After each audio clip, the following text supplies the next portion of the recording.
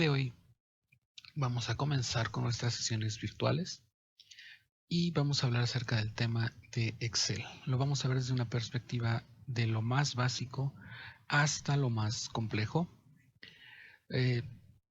Vamos a iniciar por ver qué es una celda, vamos a ver qué es una fórmula, cuántos tipos de fórmulas existen, así como atajos y muchos detalles que nos van a ayudar a ser mucho más efectivos y mucho más rápidos al momento de trabajar con esta excelente herramienta. Vamos a comenzar con la noción básica de lo que es Excel. Se le conoce a Excel como un libro, ya que cuenta con diferentes hojas. Estas es un número ilimitado de estas mismas. Y dentro de cada hoja vamos a tener celdas. Estas celdas se van a componer por el cruce de dos ejes. Número 1, la columna. Número 2, la fila. Dentro de una hoja de Excel, nosotros vamos a contar con 16.384 filas y 1.048.576 filas, lo cual quiere decir que tenemos alrededor de 17 millones, un poco más de 17 millones de celdas dentro de una sola hoja. Yo puedo tener n cantidad de hojas dentro de mi libro de Excel. No es recomendable tenerlo todo lleno ni con muchísima información, sino separar los archivos con determinada cantidad de peso. Recuerden que entre más pesado sea nuestro archivo, más probable es que tengamos alguna falla. Los elementos básicos que tenemos, vamos a encontrar nuestra hoja de cálculo. En la parte superior tenemos nuestro menú de opciones y abajo la cinta de opciones. Debajo de la cinta de opciones vamos a encontrar dos cuadros. Número 1, el cuadro de nombre, el cual nos va a ayudar a identificar en qué celda estoy trabajando de forma activa. Aquí en este caso podemos observar que la celda activa o la celda seleccionada es la celda A1. La otra forma es que en el indicador de columna voy a ver la columna, el encabezado de columna va a estar iluminado y el encabezado de fila también. Y la tercera forma es que en el cuadro de nombres nos va a aparecer el nombre de la celda seleccionada. Del lado derecho vamos a tener nuestra barra de fórmulas. La barra de fórmulas es muy importante ya que nos va a mostrar el contenido real de la celda. No nos va a mostrar el contenido final. Existe una diferencia, sobre todo cuando estamos manejando fórmulas que nos arrojan directamente el resultado. Sin embargo, dentro de la fórmula, o dentro de la celda más bien, vamos a encontrar la fórmula que nos está llevando a ese resultado. De igual forma vamos a tener otros detalles, como son las fechas o como son el apartado de la cinta de opciones número dentro del menú inicio, que nos permite cambiar el formato en el cual se está mostrando la información. Todas las celdas tienen una capacidad alfanumérica de recibir información, lo cual quiere decir que puedo poner letras, puedo poner números y puedo poner caracteres especiales. Vamos a iniciar con nuestro nombre. Ahora bien, existen 4 formas correctas de cerrar una celda. Existe una muy mala costumbre de utilizar las flechas para cerrar una celda. Esto no tiene ninguna afectación real cuando estamos hablando de texto. Cuando estoy hablando simplemente de texto no tiene ningún problema. Cuando hablo de números probablemente no tenga ningún problema, pero cuando hablo de fórmulas, de funciones u operaciones, sí voy a encontrar un gran problema. Para cerrar de forma correcta una celda, lo único que tengo que hacer es ver cuál es la dirección en la cual yo quiero seguir trabajando. Si yo quiero seguir trabajando en una forma sobre la columna, eso quiere decir que quiero ir hacia abajo, voy a presionar la tecla Enter. Si voy a ir hacia arriba, voy a presionar Shift Enter. Si voy a ir hacia la derecha, voy a presionar tabulador. Y si quiero ir hacia la izquierda, voy a presionar Shift tabulador. Esta es la forma correcta en que debo yo cerrar mi celda. Ahora bien, otro error muy común y con el que debemos de tener muchísimo cuidado es antes de cerrar la celda, la costumbre que algunas personas tienen es escribir y terminar con una barra espaciadora al final. Esto sí genera mucho ruido, es un error no visual que nos va a costar mucho trabajo identificar. Entonces vamos a concentrarnos, vamos a evitar hacer este detalle, ya que sí nos va a afectar mucho en las fórmulas de comparación, todo lo que tenga que ver con un buscar valor bajo una condición, todo lo que tenga que ver con sumar puntos y contar puntos y, se va a ver afectado por este espacio. Este espacio lo que genera es que no sea exactamente lo mismo un valor que otro. ¿Por qué es difícil de reconocer? Porque visualmente no es identificable. Ese es su mayor problema. Que si yo lo veo ahí, parece que nada más dice Luis y no tiene ni un solo, no se alcanza a apreciar ni una sola otra situación. Para borrar el contenido de una celda, si yo lo quiero hacer de forma completa, me voy a aprovechar de una de las 3 características intrínsecas de una celda. Bueno, en realidad son 4, porque la función de selección y la función de el modo edición de una celda se hacen con el mismo botón, con el clic sobre el cuerpo o sobre el contenido de la celda. Aquí ustedes pueden observar mi puntero del mouse, cómo se vuelve una cruz ancha y blanca. Si yo le doy un clic aquí, estoy seleccionando la celda C2. No estoy trabajando en ella, no la estoy afectando, simplemente la estoy seleccionando. Si yo doy doble clic, observen por favor cómo entro al modo edición, en el cual el cursor aparece. Lo cual quiere decir que yo puedo seleccionar dentro de mi celda, puedo eliminar dentro de mi celda o puedo modificar lo que hay dentro de mi celda. Para cerrar voy a presionar Enter. Ahora bien, si quiero borrar algo o si quiero borrar todo, es muy sencillo. Me coloco en el modo selección, le doy un clic a la celda y presiono la tecla suprimir o backspace.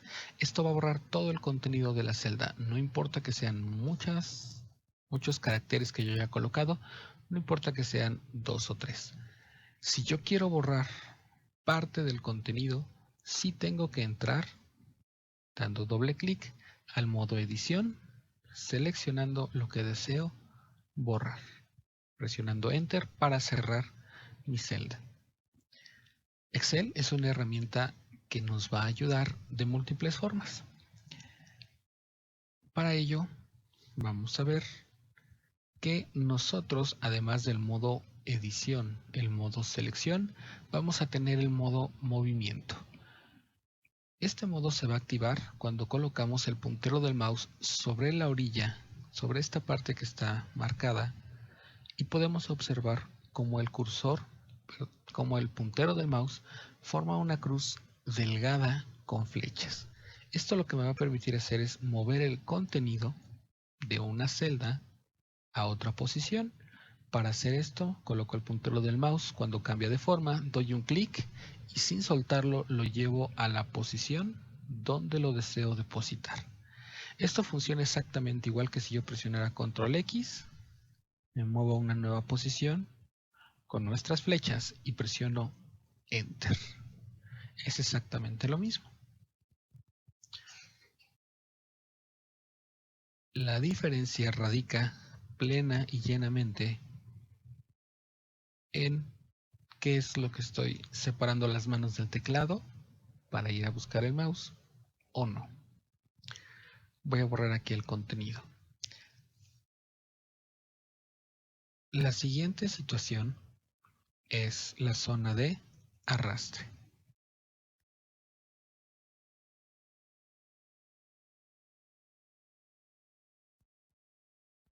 La zona de arrastre me va a permitir llevar el contenido de mi celda hacia donde yo quiera.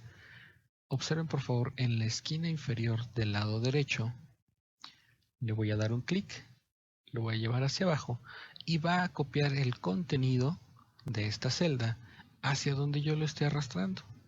Puede ser a la derecha, puede ser hacia la izquierda, inclusive puede ser hacia arriba. Va a copiar el contenido de lo que yo esté llevando. Ahora bien, esta parte del arrastre no solamente nos va a permitir hacer eso. Independientemente de esta situación, la zona de arrastre me va a ayudar a crear cosas como son listas. Pero para hacer una lista vamos a entender que Excel tiene una lógica, sigue una lógica de cómo presentar las cosas. Por ejemplo, si yo deseo hacer una lista de uno en uno, lo más sencillo que puedo hacer es colocar los 3 primeros datos iniciales, los voy a seleccionar. Para hacer una selección masiva, me voy a colocar en la primera celda, voy a dar un clic y sin soltarlo me voy a desplazar hacia abajo. En el momento que seleccione los 3 números, le voy a dar un clic en la zona de arrastre y me voy a dirigir hacia abajo. Este tipo de secuencias lógicas no solamente van a ser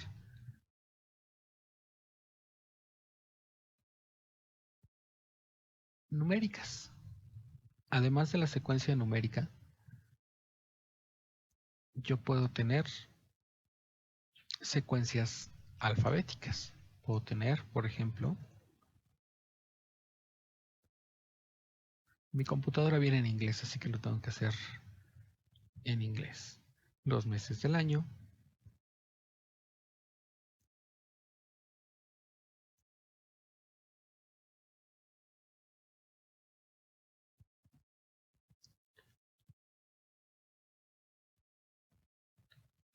los días de la semana. Si tenemos alguna falta de ortografía ahí, nos va a generar un poco de ruido. Lo único que hay que hacer es corregirlo. Y bueno.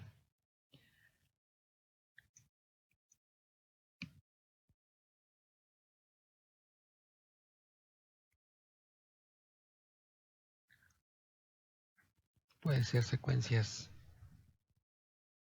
de otro tipo. A veces les cuesta un poquito de trabajo reconocerlo y eso es cuando se vuelve un problema.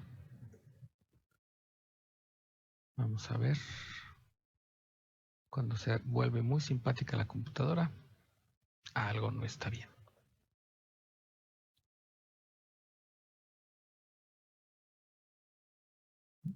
Ahora, no todas las secuencias se le pueden pedir que sean de esta forma.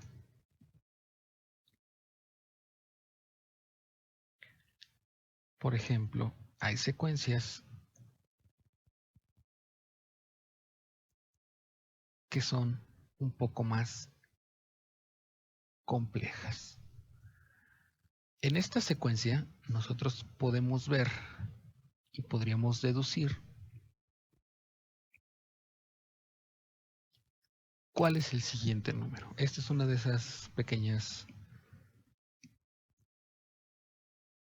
es una de las pequeñas secuencias que nos ponen de repente como en el examen del Ceneval o toda esa situación donde yo lo tengo que identificar. La respuesta para esta secuencia es que al número corriente le voy a sumar el número anterior para obtener el siguiente número. 1 más 0, 1, 1 más 1, 2, 2 más 1, 3, 3 más 2, 5. Siguiendo esta misma lógica, el siguiente resultado debería de ser 8. qué es o por qué razón Excel aquí me está poniendo 5.4, porque él está siguiendo otra lógica. Un segundo, por favor.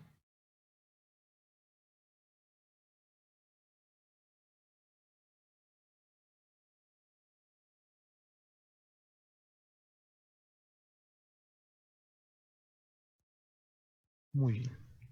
No siempre es posible que Excel identifique lo que yo quiero hacer. Sin embargo, sí existen formas y métodos a través de las fórmulas que a continuación vamos a ver cómo se construyen para que Excel haga lo que yo quiero. Es simplemente decirle a Excel qué es lo que yo quiero que haga. Excel me va a entender perfectamente todas las situaciones que yo le explique. En este caso, yo estoy creando una fórmula que le está indicando qué es lo que tiene que hacer. Ahorita vamos a entrar en este detalle de qué es lo que dice aquí, pero básicamente le estoy diciendo la celda que está arriba, le sumas la celda que está antes de esa celda y eso te va a dar el resultado. Cuando llego a esta altura, o inclusive todas las demás, yo ya no lo tuve que escribir. Directamente la función, la fórmula que yo desarrollé, está resolviendo mi secuencia.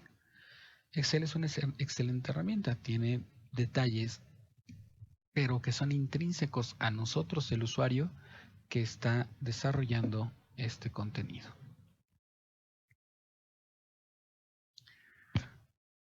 Ustedes ya disponen, lo hicimos en nuestra primera sesión presencial, de algunos ejercicios. Este primer ejercicio de cualquier forma lo voy a dejar en el blog de Birsa, ahí ya está disponible.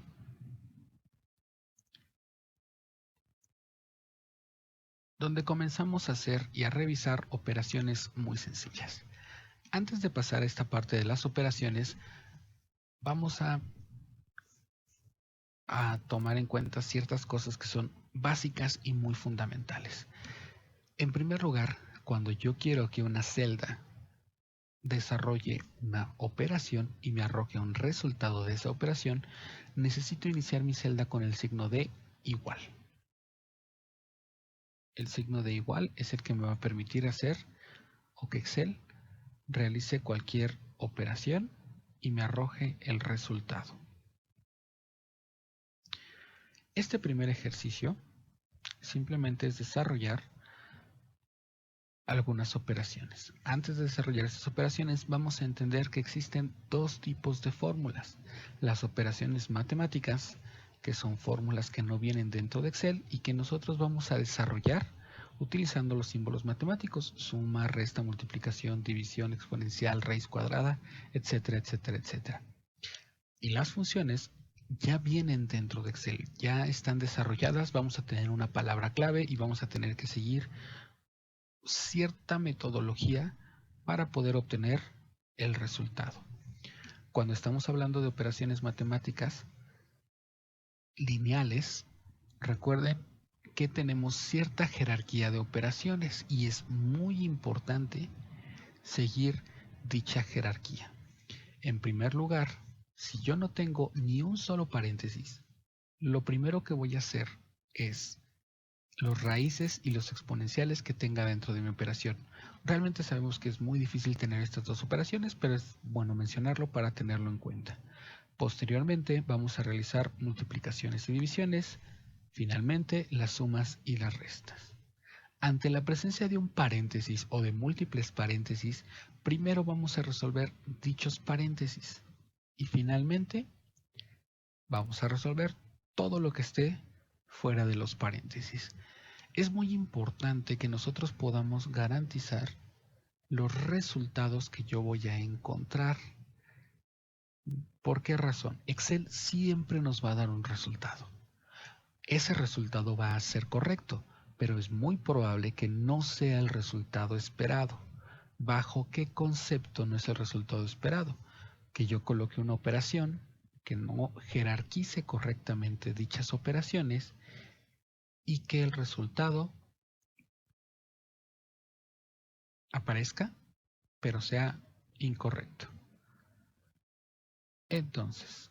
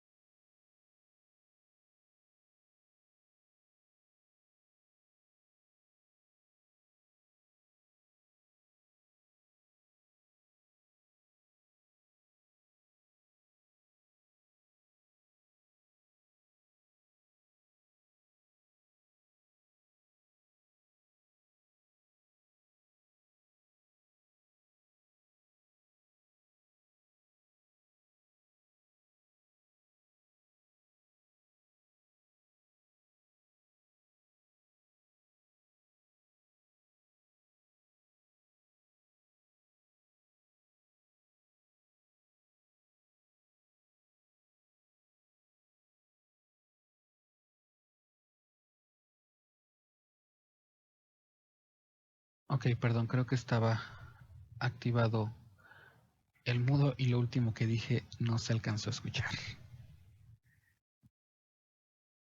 Entonces, voy a tener que regresarme un poquito hasta el punto donde se escuche.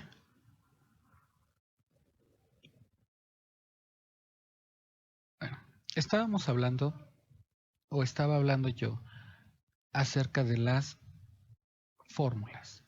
Para iniciar una fórmula, lo que yo tengo que hacer es utilizar el signo de igual. Esto va a permitir que cualquier operación que yo ponga me va a arrojar los resultados.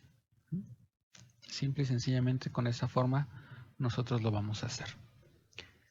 Ahora bien, cuando yo hablo de fórmulas, de funciones y operaciones, tenemos dos tipos de fórmulas. Las operaciones matemáticas, que son fórmulas que no están escritas, que yo voy a desarrollar a través del uso del signo de símbolos matemáticos. Suma, resta, división, multiplicación, exponencial, raíces, etc.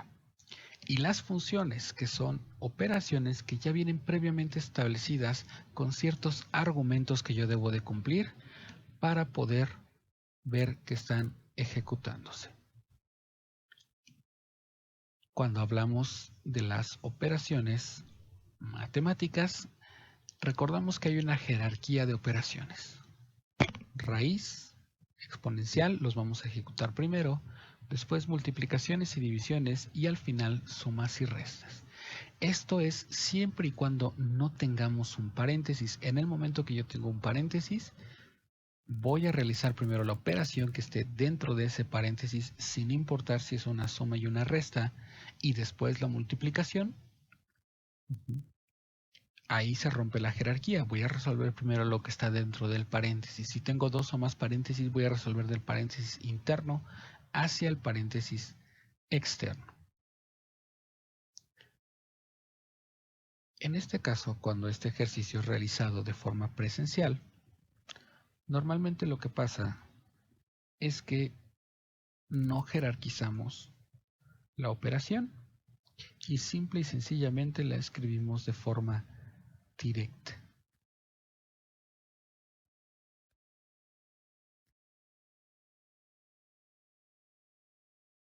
Aquí estoy poniendo datos de más.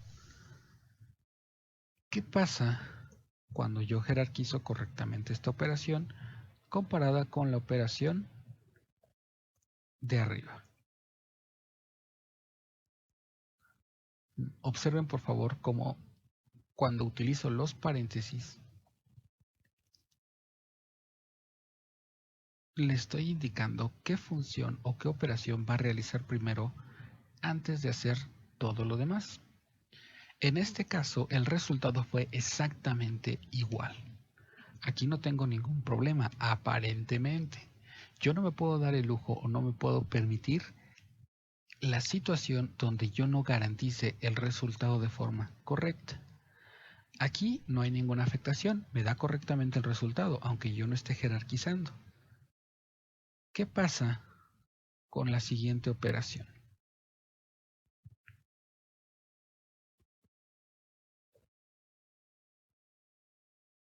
Tengo este resultado. Que este resultado es igual que esta tercera operación. Esta operación, por favor, observen ustedes cómo está escrita de forma lineal. Aquí sí es correcto escribirlo tal cual.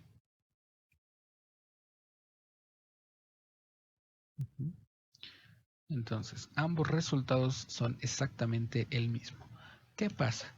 Que en realidad, si yo ocupo mi jerarquización, o si yo le doy la jerarquización tal cual viene aquí, que primero voy a resolver 2575 menos 758. A este resultado lo voy a multiplicar por 45. Y todo esto lo voy a dividir entre, pero antes de dividirlo entre 125, voy a dividir 125 entre 5. Aquí es donde podemos observar la importancia real de jerarquizar. Ambos resultados son correctos de acuerdo a la operación que yo le estoy indicando. La diferencia es que el resultado correcto es este. El resultado incorrecto, y ojo, es incorrecto no en el sentido de que esté mal hecho mi operación. La operación está bien hecha. Me está dando el resultado que debería darme de acuerdo a esa operación. Está mal hecho en el sentido de que no estoy priorizando, de que no le estoy indicando qué operación va primero. Por lo tanto, estoy recibiendo un resultado correcto, pero no es el resultado esperado.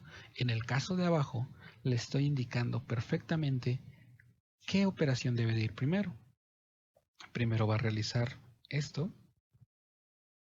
Ese resultado lo va a multiplicar por 45 y todo este resultado lo va a dividir entre, primero realiza 125 entre 5 y sobre esta base, sobre este resultado, es donde va a dividir toda esta operación. Debemos de ser muy puntuales y muy cuidadosos en la forma como le indicamos a Excel qué es lo que nos tiene que arrojar de vuelta. En la hoja 2 del ejercicio 1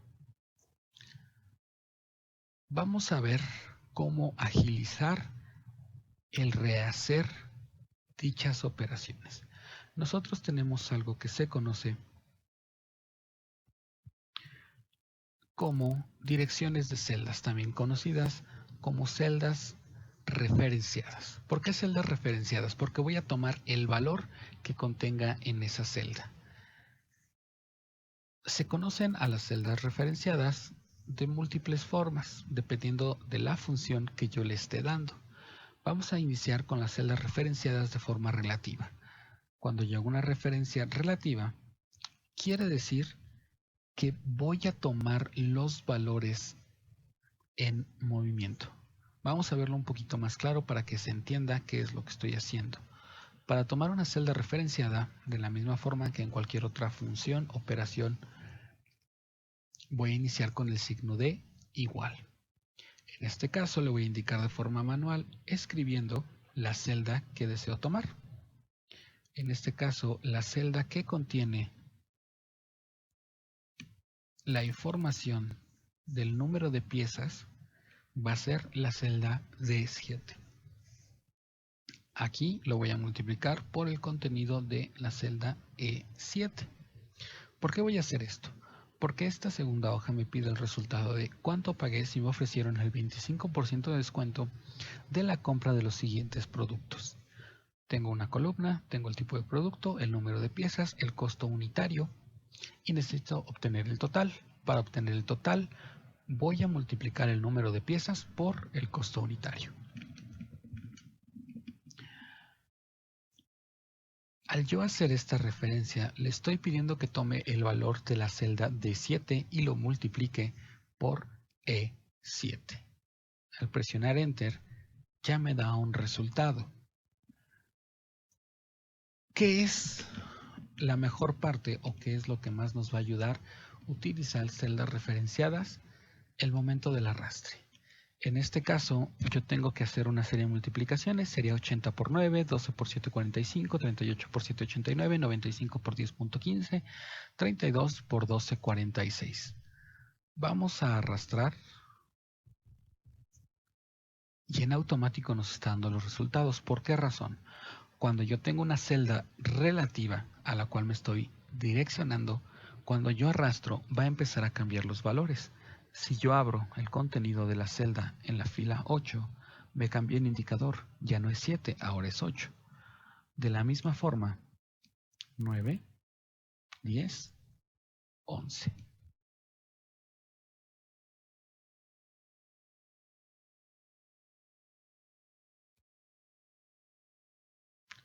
Déjenme ver porque me parece que el audio está otra vez.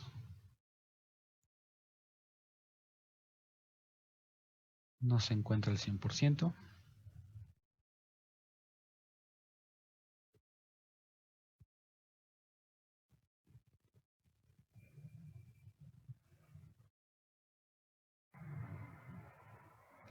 Un segundo, por favor.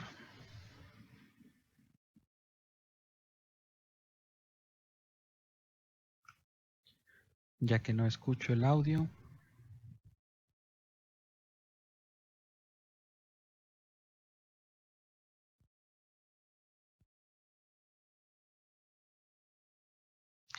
Ok, me parece que ya está de vuelta.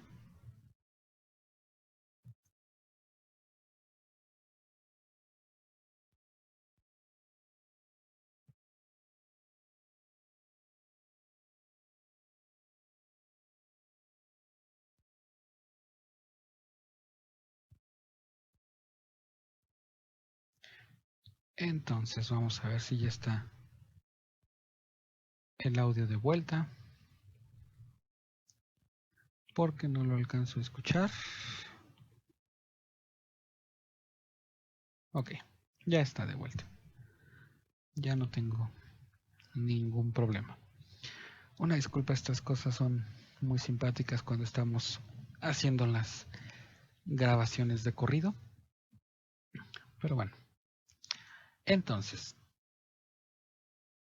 tengo aquí que al ser una celda referenciada de forma relativa se va a mover. En este caso, yo arrastré mi fórmula hacia abajo, pero puedo arrastrar mi fórmula hacia la derecha y va a seguir aplicando. En este caso, en vez de mover únicamente el indicador de fila, también movió el indicador de columna. Aquí está haciendo la multiplicación de E7 por F7, abajo E8 por F8 y así sucesivamente. E11 por F11. Vamos a eliminar esta información. Es meramente informativo. Y aquí en la parte de arriba ustedes ya podrán encontrar el ejemplo de cómo resolver esta parte del 25% de descuento y además agregar el IVA. En este caso, para obtener cuánto estoy pagando, me quiere decir que le tengo que aplicar directamente el 25%. Esto lo vamos a hacer obteniendo el proporcional, el inverso proporcional del 25% de descuento. Del 100% me ofrecen el 25% de descuento. Lo que hago es al 100% le resto el 25%. Y el resultado, el restante, es el descuento que voy a pagar. O más bien la parte que voy a pagar una vez que aplique el descuento. Aquí lo que le estoy indicando es, primero realizas la suma, después haces la multiplicación por 0.75 y al final multiplicas por 1.16.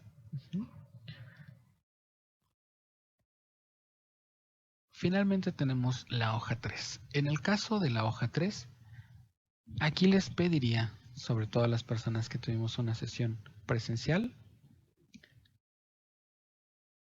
que por favor pausen un minuto el video y le den algo de tiempo para poder resolver este tercer ejercicio. En el caso de este tercer ejercicio, vamos a multiplicar y además aplicar un descuento por cada uno de nuestros registros. Tengo una columna, un numérico consecutivo, el número de producto, el número de piezas, el costo unitario y el descuento aplicado a cada uno. En este caso no tenemos un descuento general, sino tenemos que aplicar un descuento individual. Otra cosa que se me olvidaba mencionarles acerca de las celdas referenciadas, otra ventaja que tiene es que si yo cambio los valores, va a aplicar de forma automática. Si hay un incremento de precios, yo ya no tengo que volver a hacer la fórmula, simplemente actualizo el precio, actualizo el número de piezas y voy a obtener el resultado. Ahora bien, les pido que pausen aquí el video y traten de resolver este ejercicio. El ejercicio lo único que tiene o quiere demostrar es que existen múltiples formas de resolver esta misma situación. Pero bueno, una vez que lo pausen, resuélvanlo, tómense su tiempo el necesario y ya que lo hayan tratado de resolver o que lo hayan resuelto, esperemos, vamos a volver aquí. Muy bien, existen múltiples formas de resolver este ejercicio. Yo me he encontrado con distintas formas que lo han hecho varios de sus compañeros dentro de los cursos. Sin embargo, yo les voy a mostrar la forma que yo considero más práctica para poder resolver esta situación. La forma más práctica número 1 es jerarquizar. Lo primero que voy a encontrar es el costo que estoy pagando por producto, lo cual me lleva a multiplicar el número de piezas por el costo unitario. Ahora bien, cuando nosotros vamos a aplicar un descuento, debemos entender el mismo concepto que platicamos hace un poco de tiempo, que es el hecho de que si yo quiero encontrar o quiero que me muestren el descuento aplicado, voy a encontrar el inverso proporcional, lo cual quiere decir que a la unidad, al 100%, le voy a quitar el descuento que tengo en este momento. ¿Qué quiere decir esto? Que 1, recuerden que 1 es igual al 100%. El 100% de cualquier cosa es la unidad. 1 menos el porcentaje que están indicando aquí me va a arrojar lo que yo necesito. No importa que varíe el porcentaje. Muchos de sus compañeros, o incluso ustedes en algunas ocasiones, realizan esta parte de forma correcta. El problema viene cuando tratan de hacer esto. Y entonces, en vez de tratarlo de hacer en base a una fórmula, lo hacen de forma manual. El problema que yo tengo aquí es que al momento de arrastrar, en todas las ocasiones va a aplicar el 88%. Y es que aquí no es 88, aquí es 82. Aquí es 98.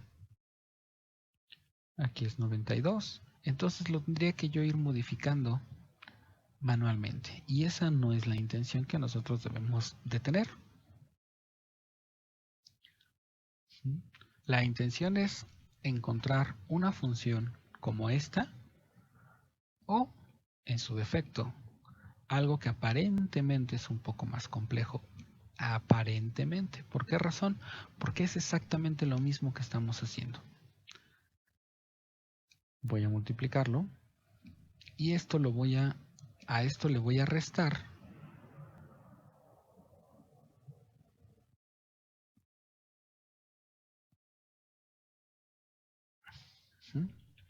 aquí estoy primero encontrando el total. Después a este total le voy a restar el total por el 12%, lo cual quiere decir que estoy encontrando el porcentaje de descuento y luego se lo estoy restando al total. Ustedes pueden ver que es exactamente el mismo resultado. Las formas de llegar hay muchas, hay unas más complejas que otras, pero definitivamente ustedes van a poder elegir cuál va a ser la metodología que ustedes ocupen. Lo que yo les recomiendo es utilizar este método de 1 menos en el caso de descuentos aplicados y 1 más en el caso de incrementos. Finalmente aquí vamos a obtener el total y vamos a sumar cada uno de ellos. Cierro mi paréntesis y si quiero encontrar directamente con IVA, recuerden que el IVA es el 16%, lo voy a multiplicar por 1.16. Esto quiere decir que es el total incluyendo o sumándole el 16%. Y esto sería realmente todo lo que yo tendría que ver aquí. Les voy a colocar un segundo ejercicio en Virsa, el cual deben descargar y el cual nosotros nos vamos a dedicar a resolver de aquí a nuestra siguiente sesión. El archivo se va a llamar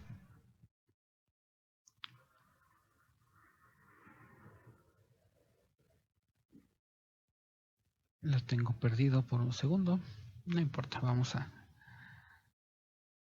nuestra super memoria de la computadora, donde tiene toda nuestra información.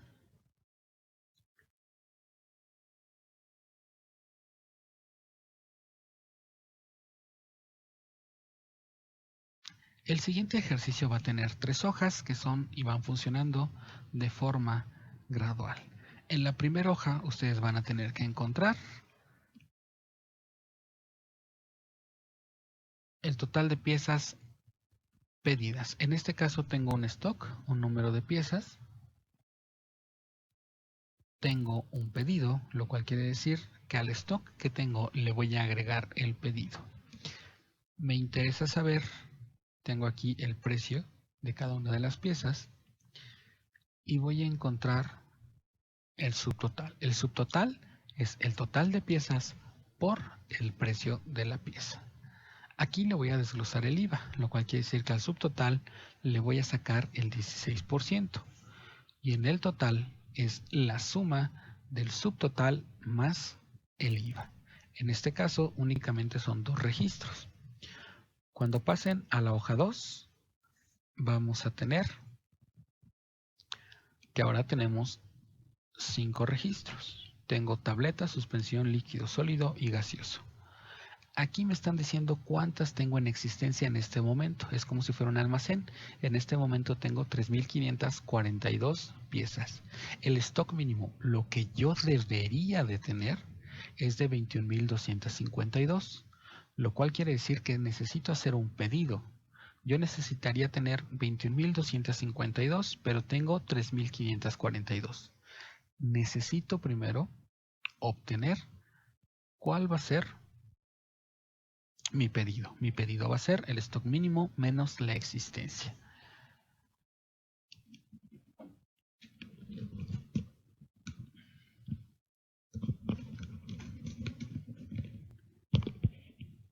El subtotal va a ser el pedido por el precio.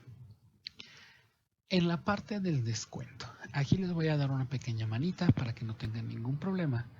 El descuento va a ser el subtotal por...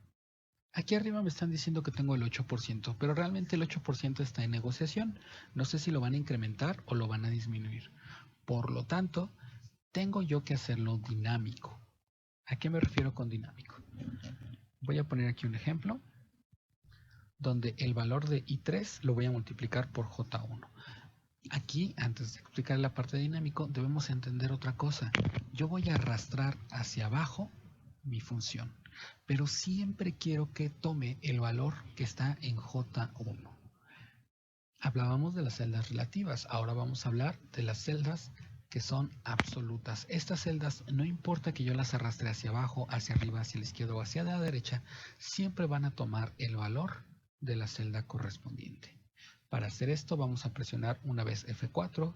Yo lo puedo poner manualmente los signos de pesos, pero es más recomendable utilizar el F4. Si yo presiono una vez F4, lo voy a hacer absolutamente.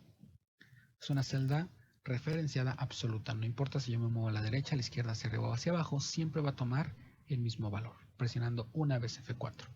Si yo presiono 2 veces F4, voy a tener que lo estoy fijando en base a la fila. Tengo una referencia relativamente absoluta en base a la fila, lo cual quiere decir que si yo arrastro hacia abajo, hacia arriba, no se va a mover la referencia del número 1. Siempre va a ser 1, 1, 1. Pero si yo me muevo hacia la derecha o hacia la izquierda, la referencia que hace hacia la columna sí se va a mover. Si yo presiono una tercera vez F4, ahora cambia, ahora es una celda referenciada en base a la columna. ¿Cuál es la situación en este caso? Que si yo arrastro hacia abajo, el indicador de fila sí se va a mover, pero el indicador de columna no. Si yo presiono una cuarta vez, vuelvo nuevamente a la celda referenciada relativa. Se va a mover hacia arriba, hacia abajo, hacia la izquierda o hacia la derecha. En este caso voy a utilizar una celda referenciada absoluta para que al momento de arrastrar hacia abajo siempre siga tomando el valor de J1. Pero el subtotal sí se va a mover. Y entonces, si yo tengo que el subtotal fue de 1000, me está aplicando el descuento del 8%. Si yo lo decido cambiar, basta con que lo cambie aquí arriba. para que sea afectado aquí abajo.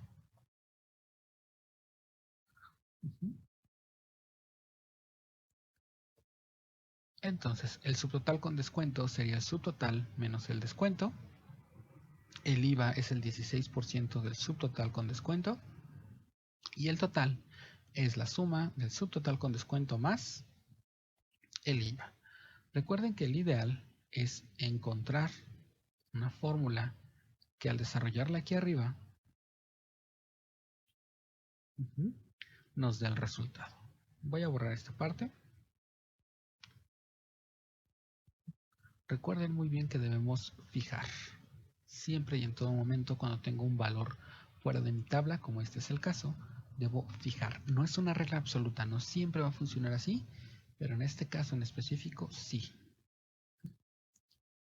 Dentro de la hoja 3, ustedes van a tener, permítanme un segundito porque aquí nos hace falta algo.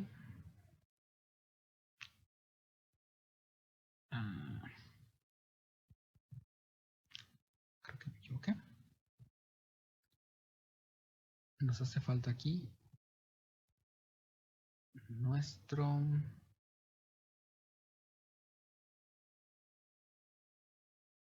Ok, ahorita se las colocamos.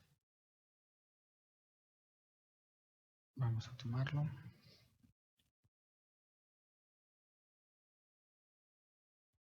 Ok. Si ustedes desean, pueden poner pausa en la parte del video donde están los resultados para que se vayan viendo, o sea, en esta parte se van a ir guiando de todos los resultados. Ahorita no se preocupen por esto lo vamos a ver dentro de nuestra siguiente sesión, pero aquí viene su verdadero ejercicio. Este es un poquitito más complejo que el anterior, cosa de nada. Tengo en mi hoja 3, mi primer columna es el numérico. Perdón, mi primer columna es el numérico.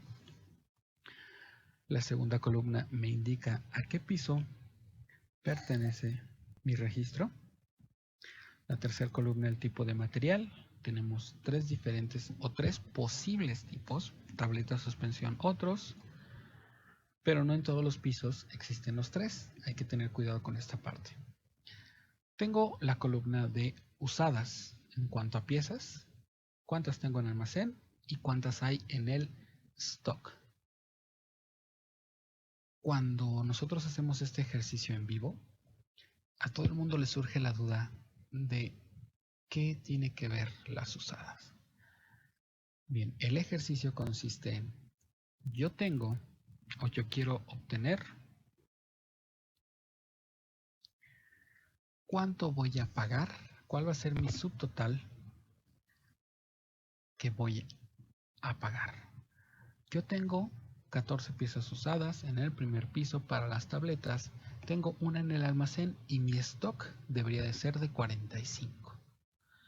Lo que les genera mucho ruido es esa columna de usadas, porque de repente me dicen, bueno, es que a la que tengo en el almacén le voy a sumar las usadas y luego se las voy a restar al stock. O dicen, a las que tengo en stock le voy a restar las usadas porque son las que voy a obtener.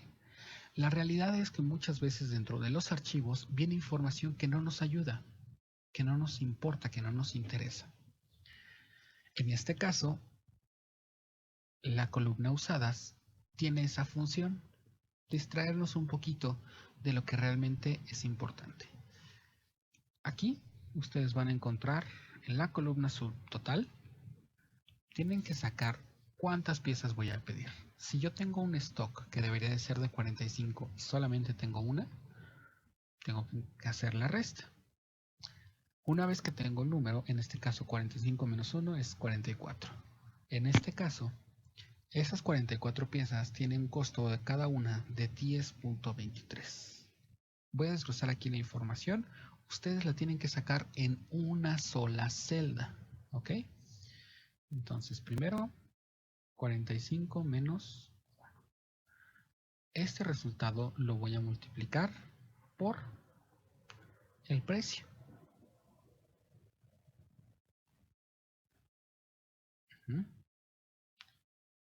el número de piezas por el precio. Y aquí viene la parte más truculenta. Está negociando un descuento en general. Por lo tanto, necesito hacer que mi archivo funcione de forma reactiva. Si existe el descuento, se lo voy a aplicar. Si no existe el descuento, no lo voy a aplicar. Ajá.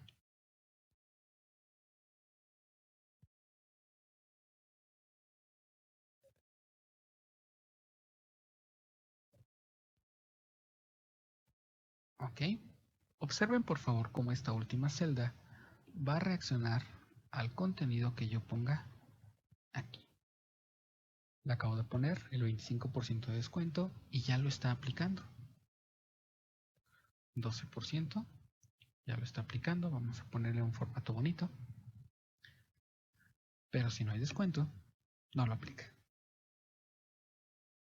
Todo esto ustedes lo deben de hacer en una sola celda. El total es el subtotal masiva. Recuerden que para hacer eso solamente lo multiplicamos por 1.16. Entonces, esto es lo que ustedes tienen que resolver. No se preocupen por esta parte, lo vamos a ver en nuestra siguiente sesión, al igual que el total por cada uno de ellos. Tengan mucho cuidado. En este caso no es una sola fórmula la que les va a poder resolver todos los casos, ya que necesitamos diferenciar el precio.